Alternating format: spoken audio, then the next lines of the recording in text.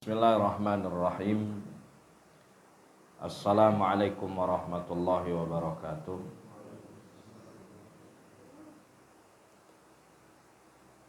Innal hamdalillah nahmaduhu wa nasta'inuhu wa nastaghfiruh wa na'udzu billahi min syururi anfusina wa min sayyiati a'malina. Man yahdihillahu fala mudhillalah wa man yudlil fala hadiyalah. Wa asyhadu an la ilaha illallah wahdahu la syarikalah wa asyhadu anna Muhammadan abduhu wa rasuluh. Qala Allah ta'ala fi kitabihil karim, ya ayyuhalladzina amanu taqullaha haqqa tuqatih wa la tamutunna illa wa antum muslimun. Ya ayyuhan nasu taqu rabbakumul ladzi khalaqakum min nafsin wahidah wa khalaqa minha zawjaha wa bassa minhuma rijalan katsiran wa nisaa'a wattaqullaha alladzi tasaaluna bihi wal arham innallaha kana 'alaikum raqiba. Ya ayyuhalladzina amanu taqullaha wa qulu qawlan sadida yuslih lakum a'malakum wa yaghfir lakum dzunubakum wa man yuti'illaha wa rasulahu faqad faza fawzan 'azima. Amma ba'd, fa inna asdaqal hadithi kalamullah wa khairal hadi hadi Muhammadin sallallahu alaihi wasallam wa syarrul umuri muhdatsatuha fa inna kulla muhdatsatin bid'ah wa kulla bid'atin dhalalah wa kulla dhalalatin finnar. Ikhwani wa akhwati fid din, azzani Allah wa iyyakum. Hadirin sekalian yang semoga dimuliakan Allah. Insyaallah kita lanjutkan kembali pelajaran kita dari kitab Khulasah Ta'zimil Ilmi yang ditulis oleh Syekh Saleh bin Abdullah Al-Utsaimin hafizahullahu ta'ala.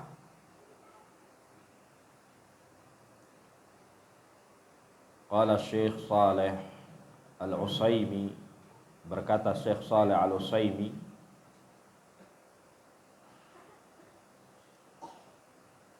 fala yu'khadul ilmu an ahlil bid'ah.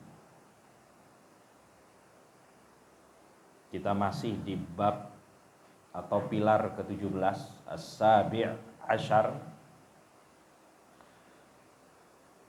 yaitu tentang az-zabbu 'anil ilmi, membela ilmu. Kata Syekh Saleh, di antara bentuk pembelaan terhadap ilmu, penjagaan terhadap kehormatannya, fala yu'khadul ilmu an ahlil bid'ah. Ilmu itu tidak diambil dari seorang mubtadi', seorang ahli bid'ah. Siapa ahli bid'ah? Orang yang menyelisihi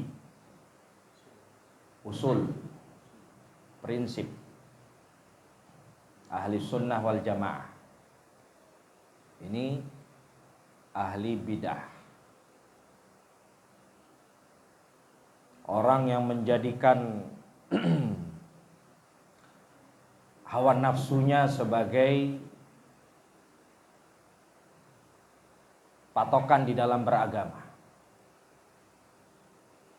Makanya ahli bid'ah juga disebut ahlul ahwa, orang-orang yang beragama berdasarkan hawa nafsu.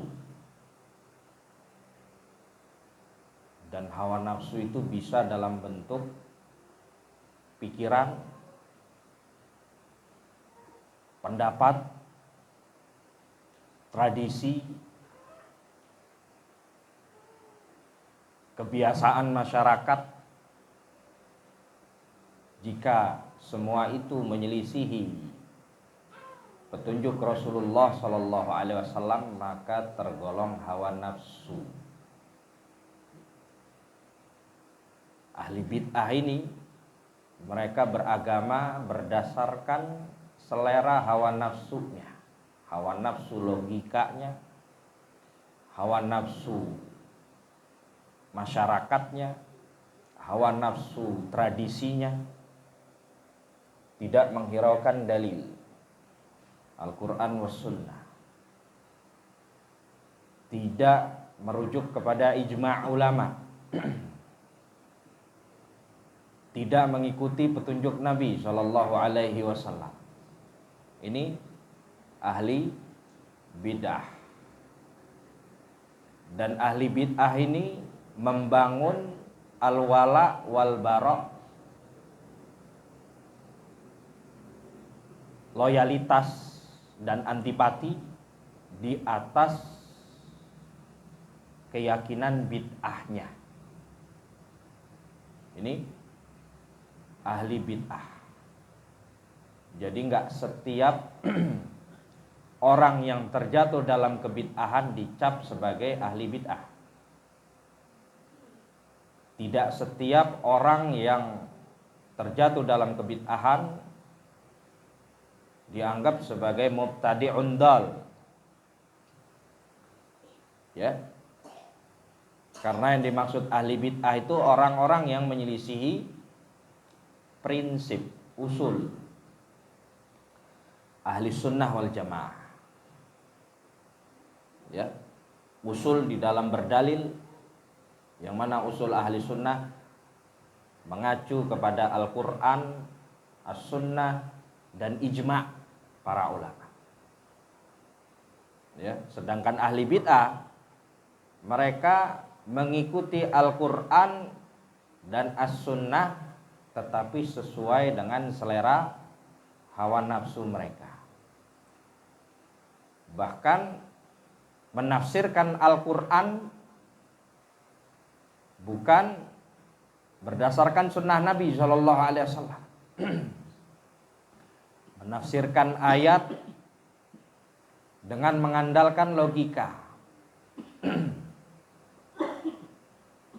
atau metodologi filsafat atau kaidah-kaidah ilmu kalam. Ya, ini menyelisih usul ahli sunnah, di mana ahli sunnah menafsirkan Al-Quran dengan Al-Quran juga, atau dengan As-Sunnah, atau dengan penjelasan para sahabat, para tabi'i, para tabi'it tabi'in, atau merujuk kepada ijma' mereka, kesepakatan para salaf, terutama kesepakatannya para sahabat dan tabi'in. Ijma' ulama yang paling mu'tabar, ijma'nya sahabat, kemudian para tabi'in. Ya, ahlul bid'ah mereka tidak merujuk kepada para sahabat Nabi. Ya, tetapi mereka memahami ayat dan hadis Nabi Shallallahu Alaihi Wasallam berdasarkan pemikirannya, berdasarkan ADART organisasinya, berdasarkan kebiasaan setempat. Ini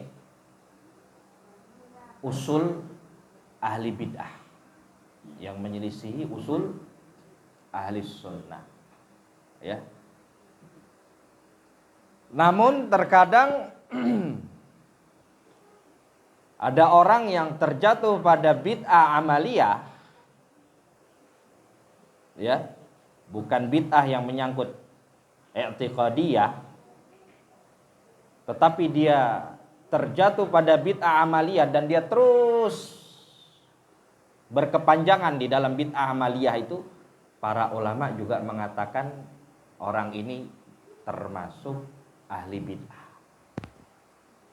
Ya, meskipun bukan menyangkut usul ahli sunnah yang berkaitan dengan i'tiqad.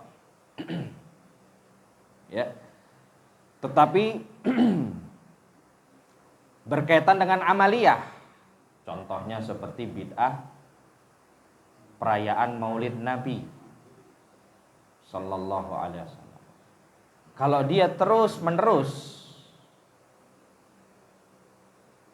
merayakan bid'ah Maulid Nabi ini, ya, setelah sampai hujjah kepadanya, maka kata para ulama, meskipun dia terjatuh dalam bid'ah amaliyah, tetapi dia terus,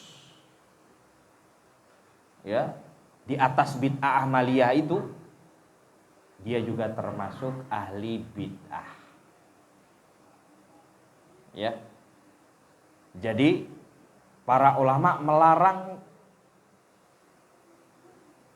Ahlus Sunnah mengambil ilmu dari ahli bid'ah. Fala yu'khadul ilmu an ahlil bid'ai. Ya. Ini dalam rangka apa? Membela ilmu, menjaga kehormatan ilmu. Kalau kita jumpai ada orang yang menyelisih usul ahli sunnah atau terjatuh pada bid'ah amaliyah dan dia terus di atas kebid'ahan amaliyah itu, jangan kita ambil ilmu darinya. Ya. Dan ini dalam rangka apa? Azzabu 'anil ilmi, sebagai bentuk pembelaan kita terhadap ilmu, penghormatan kita terhadap ilmu. Sampai-sampai para ulama mengatakan jangan ambil ilmu dari ahli bid'ah meskipun ilmu yang kau pelajari itu ilmu bahasa Arab. Meskipun ilmu yang kau pelajari itu yang berkaitan dengan ilmu tajwid. Ya. Tetapi hendaklah kalian ambil ilmu dari ahli sunnah. Dan ini sebagai hukum asalnya. Ya. Mengambil ilmu dari ahli sunnah juga dalam rangka menjunjung tinggi ilmu Al-Quran wa sunnah, dalam rangka menjaga kehormatan ilmu Al-Quran wa sunnah.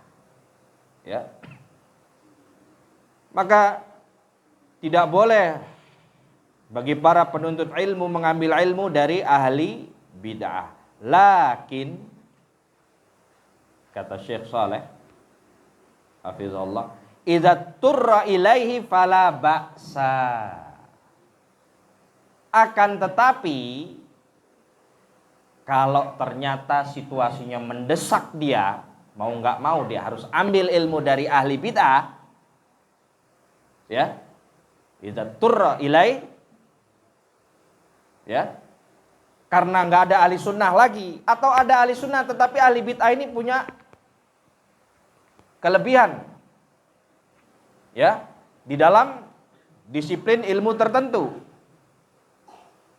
Dalam kondisi seperti ini, fala ba'sa, boleh mengambil ilmu dari ahli bid'ah. Ya. Asalnya tidak boleh. Asalnya mengambil ilmu harus dari ahli sunnah. Ya.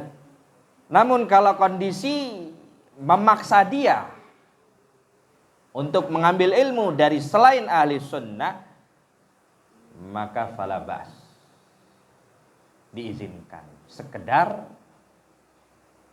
kebutuhan dia. Dan para ulama memberi catatan, ya,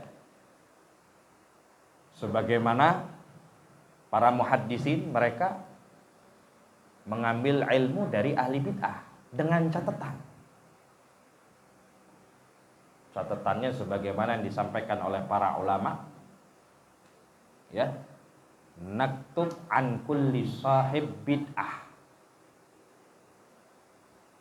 idza lam yakun da'iyah. kami menulis ilmu, meriwayatkan ilmu dari setiap ahli bid'ah selama ahli bid'ah itu bukan da'iyah, bukan orang yang menyeru kepada kebid'ahannya. Ya, di antara ulama salaf yang mengatakan ini Yazid bin Harun. Ya, illa Rafidhah, kecuali Rafidhah, kecuali orang-orang Syiah Rafidhah. Kenapa? Kenapa kok dari Syiah Rafidhah para ulama melarang mengambil ilmu dari mereka, sekalipun ilmu mereka menggunung? Kenapa? Karena mereka menghalalkan dusta. Ya. Jadi ada dua syarat kebolehan mengambil ilmu dari ahli bid'ah. Yang pertama, bukan ahli bid'ah yang menyeru kepada kebid'ahannya. Yang kedua, bukan ahli bid'ah yang pendusta. Ahli bid'ah ada yang jujur, ya, ada yang terpercaya, ya, mengharamkan dusta. Ada juga yang tidak menyebarkan kebid'ahannya, tidak mengajak orang kepada kebid'ahannya. Dia punya keyakinan yang menyelisihi usul ahli sunnah, tetapi dia tidak ngajak-ngajak orang untuk mengikuti keyakinan dia. Yang seperti ini kata para salaf, boleh diambil ilmunya, diambil hadisnya. Ya. Dan ini juga yang ternukil dari Imam Syafi'i, Imam Malik, dan para a'immah yang lain. Ya. Dan tentunya yang mengambil ilmu dari ahli bid'ah ini bukan sembarang orang. Ya. Tentunya orang-orang yang mengerti usul ahli sunnah, mengerti usul ahli bid'ah, sehingga dia tidak terpengaruh dengan pemikiran bid'ahnya. Ya. Jadi yang mengambil ilmu dari ahli bid'ah para ulama juga, ahlinya juga, orang-orang yang berkompeten juga, bukan kalangan awam. Ya. Kalau kalangan awam, ya, rata-rata bagaimana mereka melihat, menilai? Ngandalkan mata kepala, ngandalkan basar, melihat dari ahli bid'ah, tangisannya luar biasa, kekhusyuannya di dalam sholat, sholatnya panjang, bacaan Qur'annya luar biasa, hafalannya luar biasa, ya, kezuhudannya luar biasa,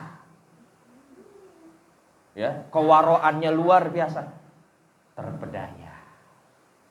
Akhirnya menyangka ini ahlul haq, padahal dia ahli kebatilan, ahli bid'ah.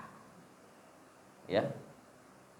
Dan seperti ini yang dijumpai oleh para sahabat Nabi, antara lain Ibnu Abbas radhiyallahu anhu ketika mendatangi kampung Khawarij. Gimana keadaan mereka? Kurus-kurus karena seringnya mereka berpuasa.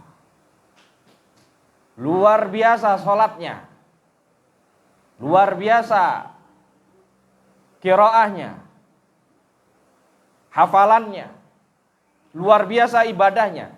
Tapi dari segi kuantitas, bukan kualitas. Ya, sampai-sampai Nabi SAW mengabarkan, kalian akan merasa, kalian ini para sahabat Nabi, sholat kalian tuh gak seberapa dibandingkan sholat mereka. Puasa kalian gak seberapa dibandingkan puasa mereka. Bacaan Quran kalian gak seberapa dibandingkan bacaan Quran mereka. Zikir kalian gak seberapa dibanding zikir mereka.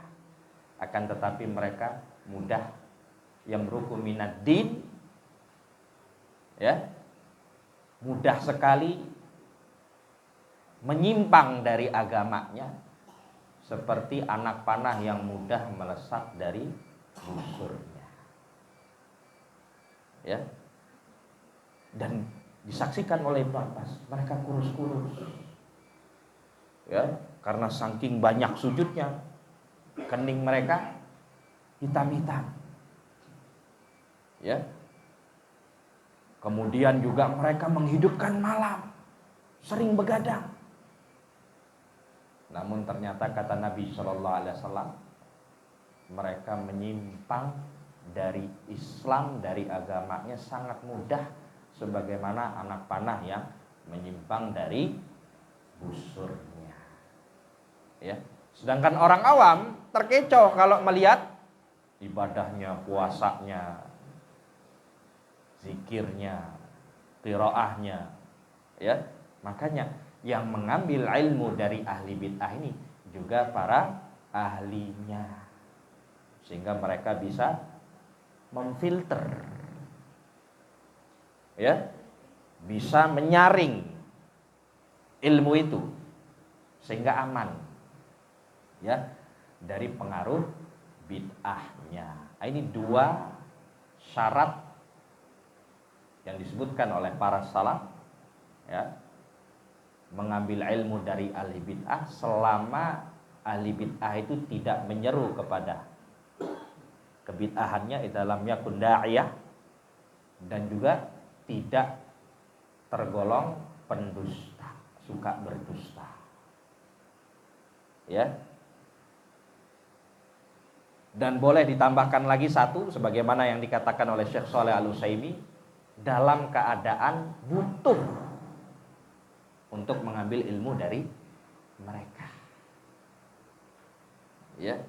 Kalau nggak butuh, nggak mendesak, maka asalnya kita ambil ilmu dari ahli sunnah, orang-orang yang akidahnya lurus, ya, orang-orang yang manhajnya selamat, ya, meskipun masih banyak kekurangan, ya, demikian. Dan ini bentuk pembelaan para ulama terhadap ilmu, kebolehan mengambil ilmu dari ahli bid'ah, bukan karena dalam rangka memuliakan ahli bid'ah, tetapi dalam rangka apa? Menjaga ilmu, membela ilmu, sehingga ilmu ini sampai kepada ummah. Ya. Idza turra ilai fala ba'sa. Ya.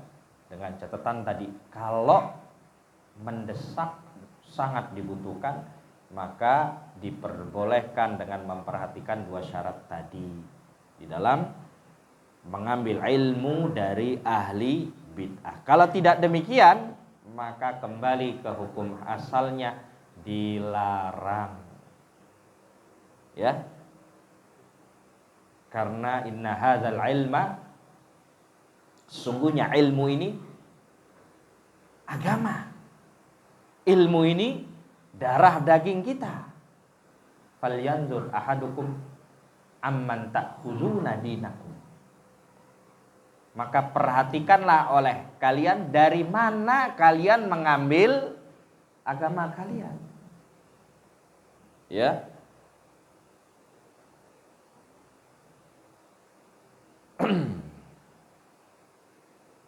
Kama fir riwayati anhum ladal muhaddisin. Ya. Mengambil ilmu dari ahli bid'ah ini sebagaimana yang dilakukan oleh para muhaddisin, para ahli hadis, ya, di mana mereka mengambil riwayat-riwayat dari ahli bid'ah dengan catatan tadi. Ya. Apa dua syarat tadi? Bukan ahli bid'ah yang menyeru kepada kebid'ahannya, bukan pendusta, dan dalam kondisi dibutuhkan. Ya. Begitu. Kalau tidak butuh, ya tentunya kita mengambil ilmu sebagaimana asalnya, ya, dari ahlus sunnah, ya. Nah, ini bentuk pembelaan para ulama terhadap ilmu, dan ini bentuk keadilan mereka, masya Allah, ya. Kalau urusannya sudah kebenaran, ilmu dari manapun harus diterima, ya, dari kawan maupun lawan, tetap kebenaran ilmu itu harus diterima, ya. Sekalipun dari ahli bid'ah, tetap harus diterima, ya. Dan ingat, sebagaimana pelajaran kita sebelumnya, para ulama menyikapi ahli bid'ah itu dengan dua cara. Cara yang pertama apa? Taklif. Yang kedua, hajar. Ya. Jadi enggak setiap ahli bid'ah itu disikapi dengan hajar, diboikot. Ya. Meskipun kita jumpai keterangan para salaf, bahkan ijma mereka sebagaimana yang dikatakan oleh Al-Qadhi Abu Ya'la Al-Farra, ulama dari kalangan Hanabilah, ya, dari kalangan mutawassitin, ya. Kata Abu Ya'la Al-Farra, menghajar ahli bid'ah itu suatu perkara yang berdasarkan ijma, ditunjukkan berdasarkan ijma ulama. Namun pengertian ini, ya, bukan berarti setiap ahli bid'ah harus langsung dihajar. Ya, sebagian orang salah kaprah, mendapati ijma salaf menghajar ahli bid'ah, difahami maknanya, oh berarti setiap ahli bid'ah harus langsung dihajar. Bukan. Ya. Maksud para ulama mengatakan para salaf berijma dalam menghajar ahli bid'ah, maknanya menghajar ahli bid'ah adalah salah satu cara yang dibenarkan oleh syariat di dalam menyikapi ahli bid'ah. Dibenarkan oleh syariat berdasarkan apa tadi? Ijma. Bukan satu-satunya cara. Karena para salaf penyikapi ahli bid'ah kadang dengan menghajar, kadang dengan mentaklif mereka. Sebagaimana Ibnu Abbas tadi mendatangi kampung Khawarij, ya, kampungnya ahli bid'ah. Datang beliau, mendatangi, bukan didatangi, mendatangi kampung mereka untuk apa? Mendakwahi mereka, menasehati mereka, meluruskan penyimpangan mereka, mematahkan syubhat mereka. Ya. Yang ditempuh oleh Ibnu Abbas di dalam menyikapi ahlul bid'ah di masanya itu dengan cara apa? Taklif.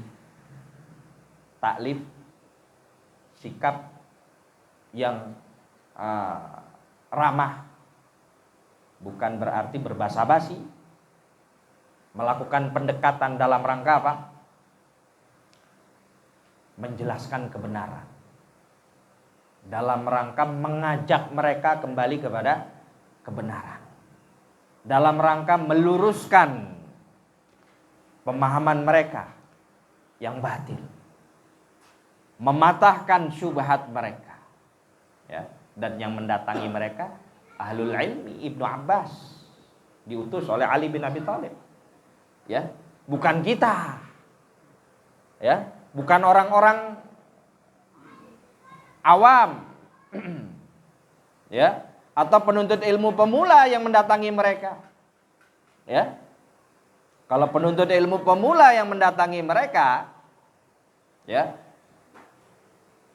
bukannya mengubah malah diubah. Bukannya mempengaruhi malah dipengaruhi. Sedangkan Ibnu Abbas, ya, dipilih oleh Ali bin Abi Thalib karena memang Ibnu Abbas ahlinya, ahli tafsir. Ya. Di samping itu beliau juga berkedudukan. Ya. Sehingga dihargai oleh orang-orang Khawarij. Dan ketika Ibnu Abbas menasihati mereka, menyampaikan dalil kepada mereka, menjelaskan sisi, ya, kesalahan mereka dalam beristidlal, di dalam memahami ayat, di dalam berdalil, 4.000 dari 6.000 Khawarij rujuk kepada kebenaran. Sisanya 2.000 diperangi oleh Ali bin Abi Thalib. Maslahat. Jadi taklif tujuannya dalam rangka apa? Kemaslahatan. Kemaslahatan dakwah. Ya.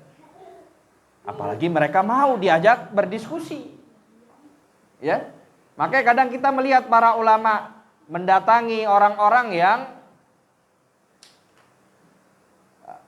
divonis oleh mereka ahli bid'ah. Datangi sama para ulama. Syekh Shalih Al-Fauzan. Datangi tokoh ahli bid'ah. Syekh Rabi Al-Madkhali. Datangi tokoh-tokoh ahli bid'ah di Sudan. Ya. Dan para ulama yang lain mendatangi. Mereka bukan dalam rangka mudahana. Bukan dalam rangka berbasa-basi, bercengkrama, bukan, tapi dalam rangka menegakkan amar ma'ruf nahi mungkar.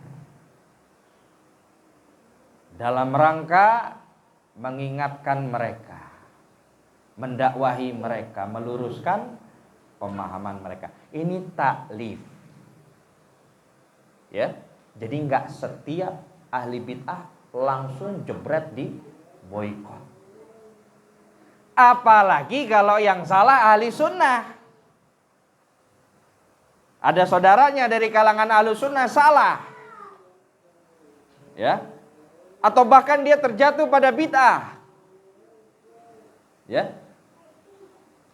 Lebih enggak pantas lagi untuk langsung diboikot. Kalau ahli bid'ah saja enggak mesti langsung dihajar, ya apalagi ahlus sunnah. Ya, ini sikap hikmah para ulama kita, para salaf kita. Mereka mengambil sikap sesuai dengan situasi dan kondisi berdasarkan apa? Pertimbangan maslahat dan mafsadah, terukur. Jadi bersikap itu bukan sesuai sikon inginnya masyarakat, inginnya pengikut, inginnya jamaah, bukan. Tetapi melihat sisi maslahat dan mafsadahnya. Ya. Baik. Maka Ahlus Sunnah tidak mengambil ilmu dari ahli bid'ah kecuali dalam keadaan mendesak. Ya. Butuh kepada ilmu itu, ya, dengan catatan ahli bid'ah itu bukan da'iyah, bukan seorang yang menyeru kepada kebid'ahannya, dan juga bukan pendusta, kama fir riwayah anhum ladal muhaddisin, sebagaimana yang dilakukan oleh para ahli hadis. Ya. Wa minha, dan juga termasuk bentuk pembelaan zab'anil ilm, pembelaan terhadap ilmu, zajrul muta'allimi idza ta'adda fi bahsih. Ya. Yaitu seorang guru menegur al-muta'allim, muridnya, ya, Jika muridnya itu melampaui batas di dalam sebuah pembahasan, ya, au zahara minhu ladadun au su'u adabin, atau nampak pada si murid itu perangai, akhlak, adab yang jelek, ya,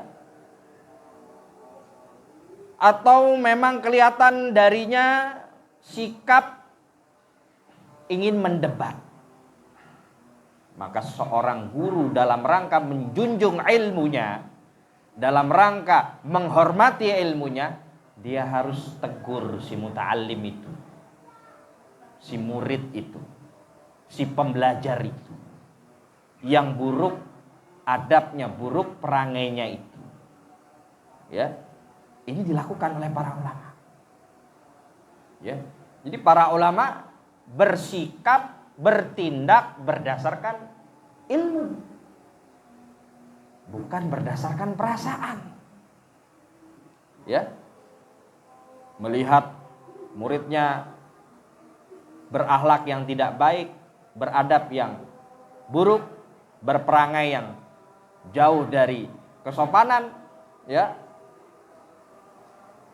dibiarkan atau nggak ada sama sekali usaha untuk mengingatkannya di lain waktu. Karena apa? Nggak enak, nanti takut lari,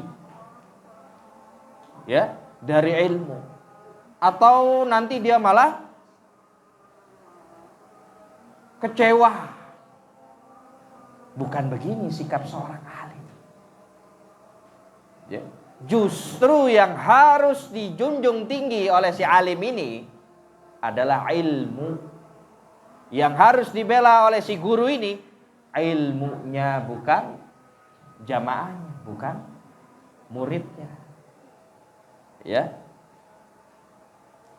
Wa in ihtajal muallimu ila ikhrajil muta'allim min majlisihi. Kalau perlu bahkan seorang guru, seorang syekh mengusir jamaahnya dari majlisnya. Ya, kalau memang perlu untuk melakukan hal itu sebagai bentuk efek jera, sebagai bentuk pelajaran bagi yang lain. Ini hak seorang alim yang harus diperhatikan dalam rangka apa? Menjaga kemuliaan ilmu, menjaga kehormatan ilmu. Ya, sebagaimana yang dicontohkan oleh para ulama kita. Ya. Taib, azan dulu. Bismillah, alhamdulillah, wassalatu wassalamu ala rasulillah wa ala alihi wa sahbihi wa man walah. Wa asyhadu an la ilaha illallah wahdahu la syarikalah. Wa asyhadu anna Muhammadan abduhu wa rasuluh. Amma ba'd. Maka termasuk bentuk pembelaan terhadap ilmu yang disampaikan oleh Syekh Shalih Al-Utsaimin di sini adalah zajrul muta'allimi idza ta'adda fi bahthih. Seorang guru menegur muridnya, menghardik, bersikap keras terhadap muridnya, terhadap pembelajar, jika muridnya itu berlebih-lebihan di dalam membahas satu masalah, melampaui batas. Ya, kalau kita melihat ada orang lain, ada penuntut ilmu yang pertanyaannya melampaui batas, terkadang menyangkut fulan, alan yang nggak perlu dipertanyakan. Ya, di kalangan penuntut ilmu, ya, karena khawatir menjadi fitnah, ya, Bahkan orang-orang yang ada di sekitar dia nggak kenal siapa fulan, siapa alan. Ya. Melampaui batas di dalam membahas suatu masalah. Maka seorang guru dalam rangka membela ilmunya harus menegur dengan keras. Ya. Au zahara minhu ladadun au su'u adabin, atau tampak pada pembelajar itu adab yang buruk, ya, perangai yang jauh dari akhlak, ya, maka seorang guru juga berhak menzajarnya, ya. Wa in ihtajal muallimu ila ikhrajil muta'allim min majlisihi, bahkan kalau diperlukan seorang guru berhak mengusir seorang penuntut ilmu yang hadir di majelisnya kalau memang pantas untuk diusir. Karena apa? Buruknya adab. Ya. Zajaron lahu, sebagai peringatan, pelajaran bagi dirinya dan juga bagi yang lain. Falyaf'al, maka lakukanlah wahai para guru, sebagai bentuk penghormatan kalian terhadap ilmu. Ya, karena ilmu ini ada kehormatan yang harus dijaga. Ya. Kama fa'ala Sufyan wa kama kana yaf'aluhu Syu'bah ma'Affan bin Muslim fi darsihi, sebagaimana yang dilakukan oleh Syu'bah bin Al-Hajjaj, ya, Amirul Mukminin fil hadis. Syu'bah ini terkenal tegas, terutama terhadap ahli bid'ah, dan para ulama menggelari beliau sebagai Amirul Mukminin fil hadis, ya, imamnya para ahli hadis, ya, dan beliau dikenal orang yang sangat tajam kritikannya. Bukan hanya terhadap ahli bid'ah, ahli sunnah pun nggak luput dari kritikannya. Jadi kalau kita lihat para salaf sendiri, ada yang orangnya tegas, tajam, ada orangnya yang lembut, ya. Para salaf sendiri demikian keadaannya. Jadi jangan menuntut orang ya harus lembut dong, jangan tegas, harus tegas, jangan lembut. Masing-masing, ya, mempunyai ciri khas, memiliki karakteristik, ya, yang tidak bisa disamakan. Selama mengambil sikap dan tindakannya di atas ilmu, maka kita harus hargai, ya. Dan diantara para salaf yang sangat keras, tegas, ya, kritikannya tajam, Syu'bah bin Al-Hajjaj, ya. Dan gak diragukan lagi Syu'bah ini keilmuan dan keimamannya di antara para salaf. Sampai-sampai Imam Syafi'i mengatakan, ya, penduduk Irak kalau gak kenal Syu'bah, mereka akan sedikit mengenal hadis. Mungkin mereka tidak banyak mengetahui hadis. Mereka tahu hadis karena diajari oleh Syu'bah, ya. Demikian pula kata Al-Imam Sufyan Ats-Tsauri dan yang lain. Ini Syu'bah bin Al-Hajjaj, ya. Apa yang dilakukan Syu'bah? Beliau mengusir Affan bin Muslim, ya, dari majlisnya fi darsi, karena melihat sesuatu yang enggak srek dari tingkahnya Affan. Affan ini alim juga, ya, periwayat hadis juga. Tapi karena melihat sesuatu yang nggak serak, diusir. Namun bedanya, ini bedanya.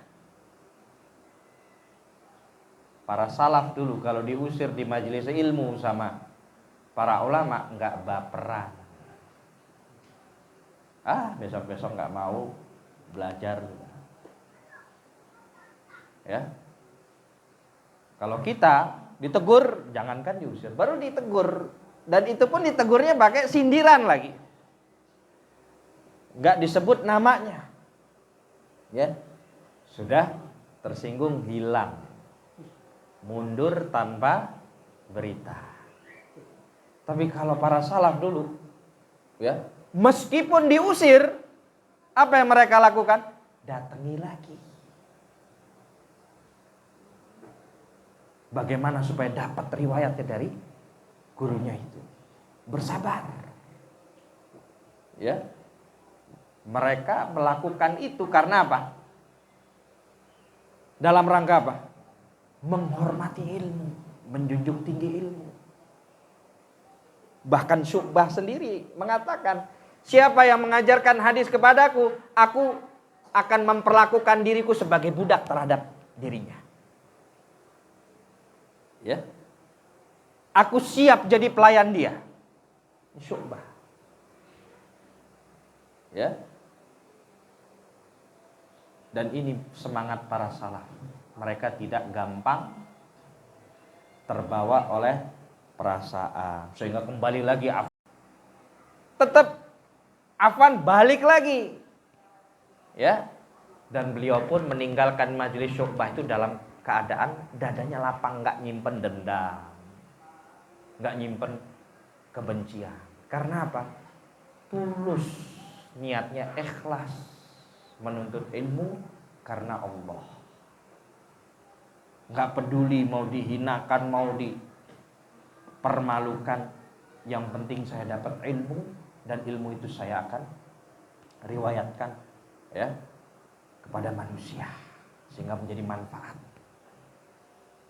Ya, ini yang dilakukan para salaf kita. Syu'bah ngusir Affan bin Muslim karena melihat tingkah Affan yang dirasa oleh Syu'bah kurang adabnya, buruk adabnya.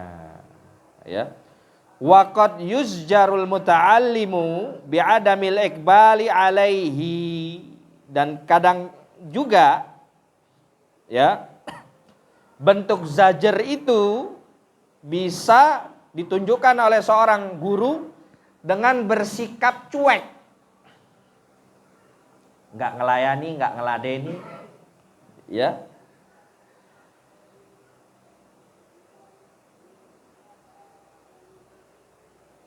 Watarki ijabatihi, cuek dan juga nggak mau ngejawab pertanyaannya. Ya. Ini sebagai bentuk apa? Zajar. Ya. Dan kalau kita melihat ada alim yang bertindak seperti itu, bersikap seperti itu, kita harus mengerti bahwa si alim ini sedang menjaga kehormatan ilmunya. Jangan dipahami, oh ini alim baperan banget nih. Oh ini alim kok gampang sekali, ya, mengusir, memarahi, menegur, ya. Kita harus lihat dari sisi apa? Azab anil ilmi. Mereka melakukan itu dalam rangka membela ilmu, ya. Fasukutu jawabun.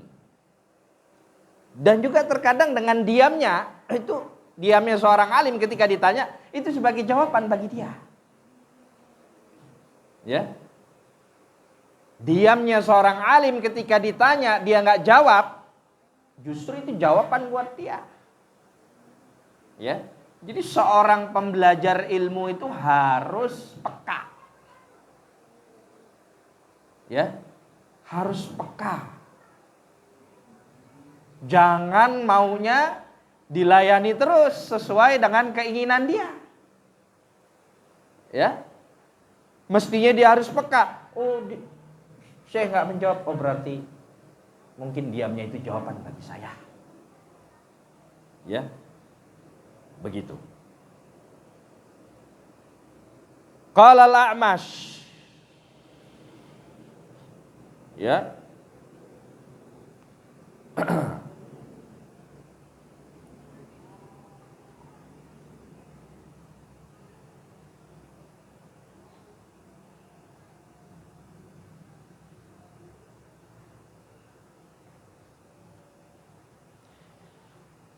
Sebagaimana yang dikatakan oleh Al-A'mash.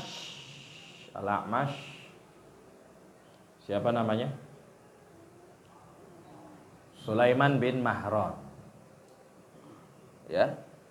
Al-A'mash. Si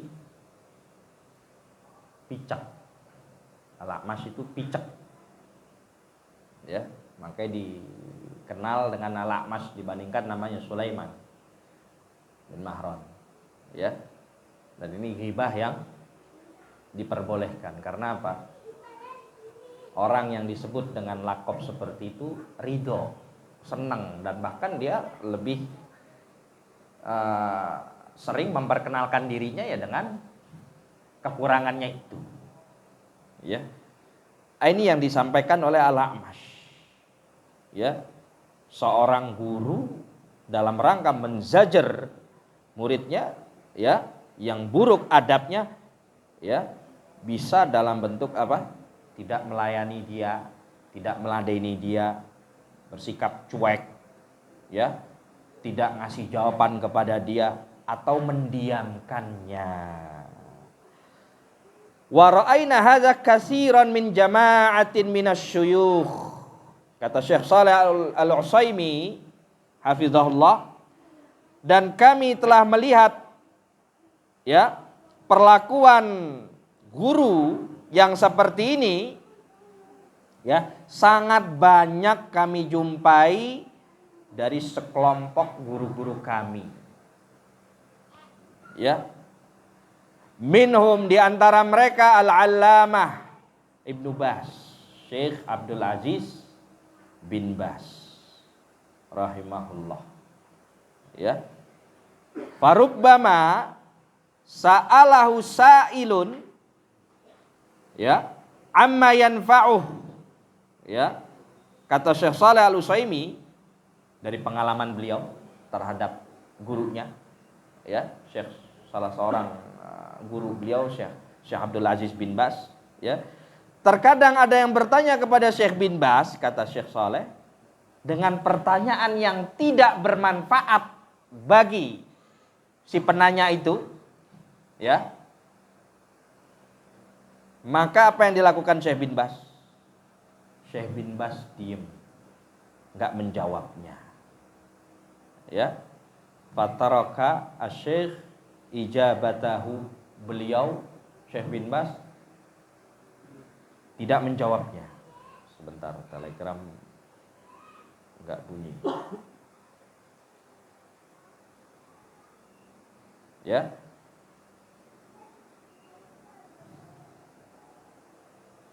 Kita ulangi. Terkadang ada seorang pembelajar yang menyampaikan pertanyaan kepada gurunya dengan pertanyaan yang tidak ada manfaatnya bagi dia. Sebagaimana pengalaman Syekh Shalih Al-Utsaimin melihat ada pembelajar yang menyampaikan pertanyaan kepada Syekh bin Baz dengan pertanyaan yang enggak bermanfaat. Ya. Yes, contohnya seperti kita sekarang, gimana caranya sholat di bulan. Ya. Ini nggak ada manfaatnya, ya. Atau tanya tentang perpolitikan di majelis ilmu, tanya tentang kesalahan pejabat ini, kesalahan penguasa itu, ya. Itu nggak ada manfaatnya buat dia, ya. Maka Syekh mendiamkannya, nggak menjawab. Ya, untuk pertanyaan-pertanyaan yang tidak bermanfaat lainnya, ya, Yang kalau dijawab justru malah menyusahkan syekhnya dan menyusahkan dia. Ya. Kalau syekhnya jawab udah kena rekam, kesebar. Nih. Ya. Ustadz Fulan mengatakan begini menjadi perkara. Ya. Ini enggak ada manfaatnya. Ya. Atau bertanya tentang Fulan, Alan. Ya. Yang sebetulnya banyak orang tidak mengenalnya atau pengaruhnya enggak membahayakan. Begitu. Maka seorang guru yang melihat dari muridnya melontarkan pertanyaan yang tidak ada manfaatnya, maka dalam rangka menjaga kewibawaan ilmunya, membela kehormatan ilmunya, mestinya dia diam. Jangan dijawab. Karena menjawab justru malah mencoreng ilmunya. Ya. Wa amarul qari'a an yuwasila qira'atahu. Dan Syekh bin Baz ketika mendiamkannya enggak jawab, nyuruh ya qari'nya yang membacakan matan ilmu untuk terus lanjut baca. Lanjutkan baca. Dicuekin sama Syekh bin Baz. Padahal Syekh bin Baz kita tahu orang yang sangat ramah. Berarti yang ngasih pertanyaan ini orang yang sangat jelek adabnya. Sampai begitu sikapnya Syekh bin Baz. Syekh bin Baz orangnya sangat baik akhlaknya, sangat mulia adabnya. Ya. Bahkan terhadap para penentang dakwah sekalipun. Sehingga para penentang dakwah itu sadar. Tapi di sini kata Syekh Shalih Al-Utsaimin ada orang nanya dicuekin. Wah, ini berarti orang ini benar-benar luar biasa. Ya.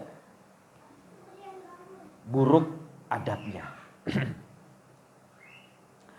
Au ajabahu bi khilafi qasdihi.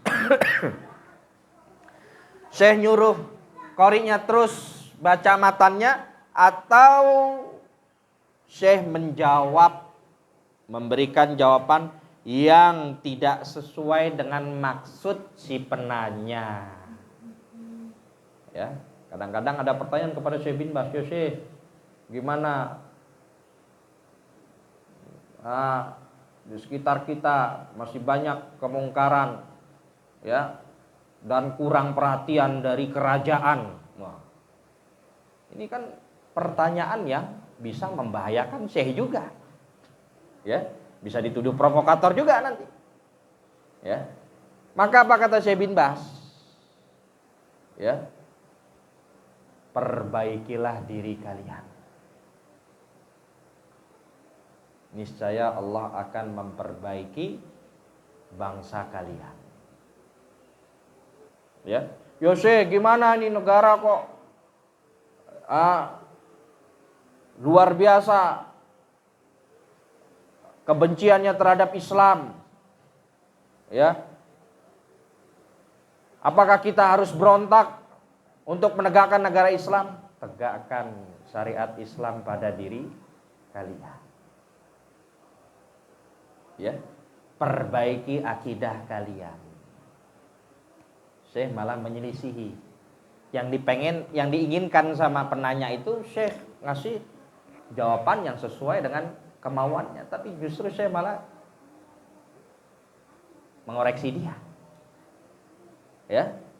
Perbaiki dirimu, perbaiki akidahmu, perbaiki ibadahmu. Niscaya Allah akan memperbaiki keadaan kita semua. Ya. Ini yang dilakukan oleh para ulama kita. Mereka orang-orang yang sangat menjaga kehormatan ilmu sehingga mereka terkadang bersikap keras, tegas terhadap orang-orang yang menunjukkan buruk adabnya, jelek perangainya, ya, atau melontarkan pertanyaan-pertanyaan yang tidak bermanfaat, dan ini semua dalam rangka zab anil ilmi, membela ilmu. Demikian yang disampaikan oleh Syekh Saleh Al-Utsaimin hafizahullahu taala. Mungkin ada pertanyaan, silakan.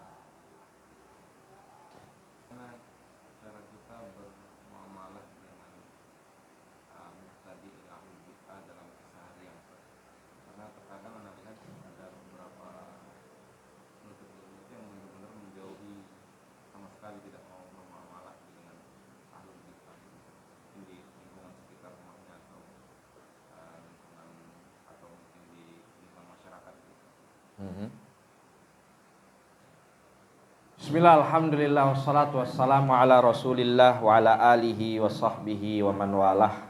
Sebagaimana tadi yang sudah kita jelaskan, enggak setiap ahli bid'ah, orang yang terjatuh pada kebid'ahan dicap sebagai ahli bid'ah. Ya. Bahkan kalau kita sikapi ahli bid'ah itu dengan metode taklif, ternyata di situ maslahatnya lebih besar, lakukan dengan cara taklif. Kita dekati, kita ingatkan, ya, kita nasihati, ya, dengan cara yang hikmah, ya. Jadi nggak setiap ahli bid'ah itu harus langsung diboikot, sama sekali nggak tegur sapa, apalagi dia masih muslim, ya, apalagi dia cuma pengikut, bukan ahli bid'ah, pengikutnya ahli bid'ah, ya, yang masih jahil, yang bodoh, nggak ngerti, ya, tentang Al-Quran wa Sunnah, yang dia sangka amalan yang dia lakukan itulah yang sesuai sunnah karena petunjuk dari kiainya, dari ustadznya, dan dia lebih kenal, lebih yakin sama ustadznya, yang ternyata amalan itu amalan bid'ah. Maka kita rangkul, ya.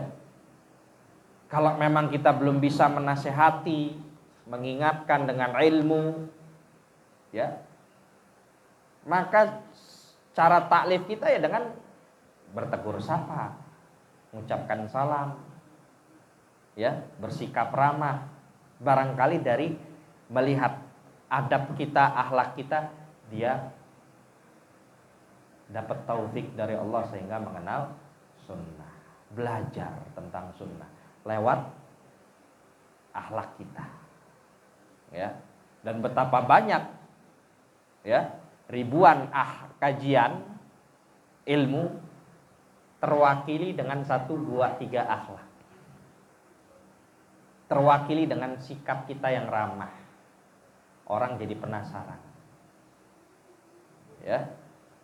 Dan ketika kita melihat ada kawan kita yang terlalu saklek menyikapi ahli bid'ah atau pengikut ahli bid'ah seperti menghajar tadi, maka kita juga harus ingatkan bahwa para salaf tidak memutlakkan hajar di dalam menyikapi ahli bid'ah, ya, nggak langsung main boikot, ya, ketemu pasang muka garang, ya,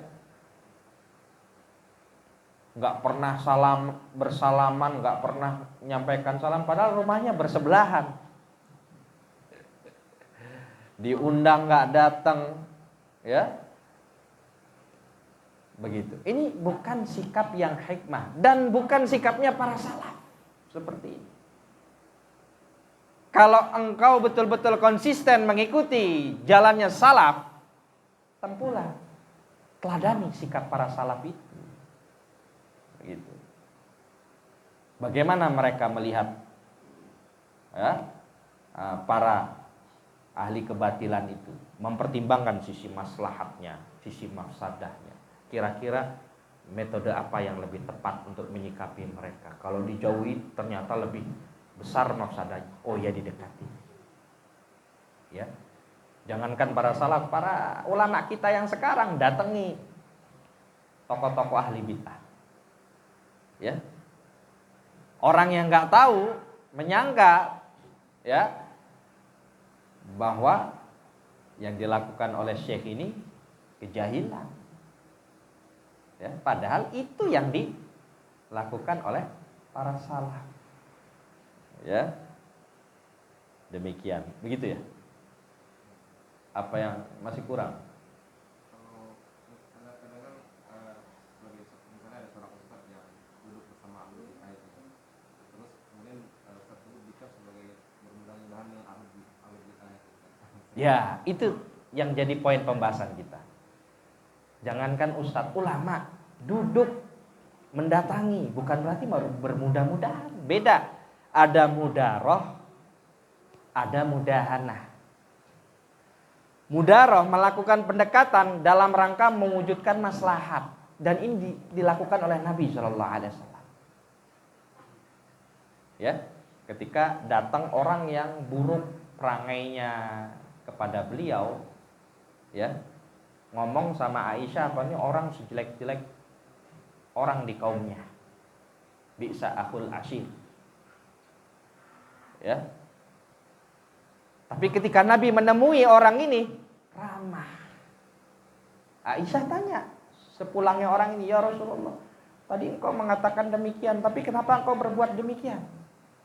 Ya. Ini namanya mudaroh. Ini disyariatkan, dan ini yang ditempuh oleh para salaf.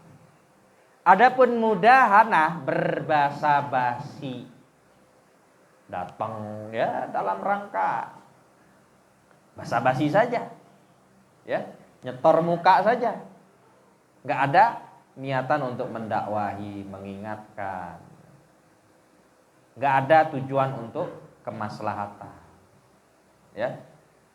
Yang demikian ini mudahanah, dan ini sikapnya orang munafik. Jadi kalau kita melihat ada seorang dai, seorang ulama mendatangi ahli bid'ah, oh berarti yang ditempuh sama dai sama ulama ini taklif, bukan hajar. Karena apa? Beliau melihat maslahatnya lebih besar. Jangan kemudian difahami, wah ini bermudah-mudahan sama ahli bid'ah, wah ini sudah bergeser ini manhajnya ini, wah ini sudah tertuduh ini. Enggak demikian. Bagaimana sikap kita terhadap Ibnu Abbas yang mendatangi kampung Khawarij? Ya. Gimana sikap kita terhadap para salaf, Imam Ahmad bahkan, ya, terhadap orang Syiah, terhadap orang Murji'ah, ya, terhadap para ahli bid'ah, bersikap ramah. Karena yang demikian ini termasuk metode yang disyariatkan. Sekali lagi, ijma' para salaf menghajar ahli bid'ah bukan maknanya menyikapi ahli bid'ah itu hanya dengan menghajar semata. Tetapi hajar itu salah satu cara yang dibenarkan oleh syariat berdasarkan ijma' di dalam menyikapi ahli bid'ah. Demikian. Ada lagi? Silakan dari pengguna Telegram yang ingin bertanya, silakan sampaikan lewat pesan. Nomornya ada di deskripsi channel.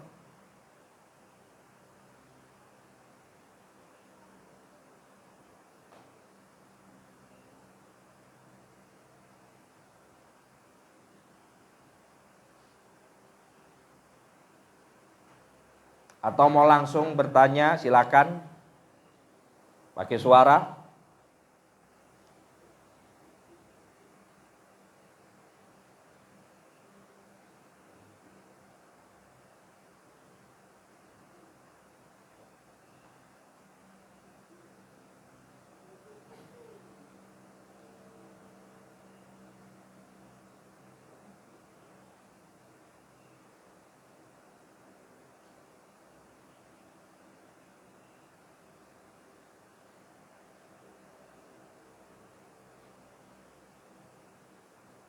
Baik.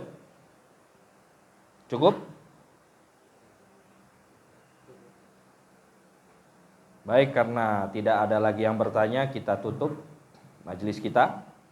Usallimu ala nabiyina Muhammad wa ala alihi wa sahbihi ajmain. Kurang lebihnya mohon maaf. Subhanakallahumma wa bihamdika asyhadu an la ilaha illa anta astaghfiruka wa atubu ilaik. Wassalamualaikum warahmatullahi wabarakatuh.